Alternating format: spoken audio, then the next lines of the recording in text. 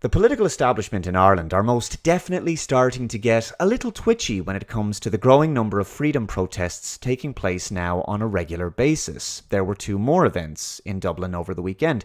Well done to the organisers and to everyone who took part.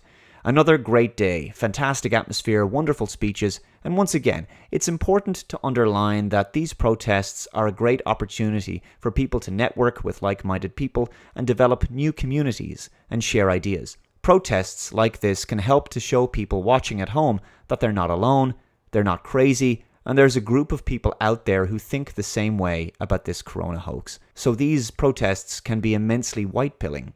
The Custom House Quay protest eventually marched through Dublin City and ended up on Merrion Street outside Dáil Éireann. It was great to meet many of you there, and I'm sure there will be much more events to come, despite what Minister for Foreign Affairs Simon Coveney has to say on the matter. This article is from the Irish Times. COVID-19, government to discuss right to protest, says Coveney. Minister says balance must be found following weekend demonstrations. The government is to discuss the right to protest following an anti-mask demonstration that took place in Dublin at the weekend, Simon Coveney has said. Notice that there was absolutely no issue with BLM protests a few months ago during the height of the so-called pandemic. But you see, it's okay apparently to protest against something that happened in America that has nothing to do with Ireland or the lockdown. Protests only become a problem when they're about something important that could seriously undermine the government's authority and expose breathtaking levels of deceit and corruption. When you stand against their lies and tyranny, that's when they suddenly try to crush your right to peacefully oppose them. There's always a balance that the state has to manage between giving people the right to protest and be heard and to demonstrate, and at the same time ensure that law and order is respected, he told News Talk's Pat Kenny show. Except the state doesn't give people the right to protest, because the right to protest is an inalienable human right that the state can't touch. The state guarantees the individual's inalienable right to protest via the Constitution.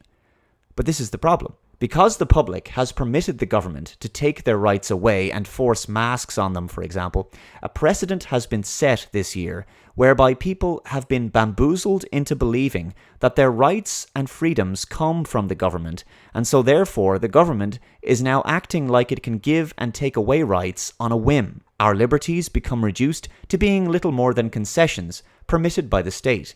This is a false paradigm that was achieved through scaremongering, emotional blackmail and coercive force.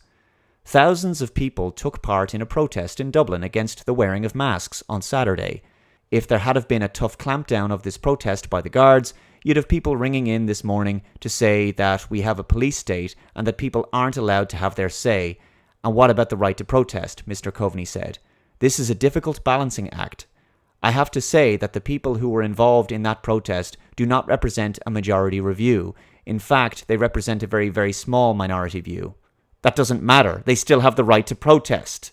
Ireland Inc. has been in full support over the last few years of the rights of minority groups to protest.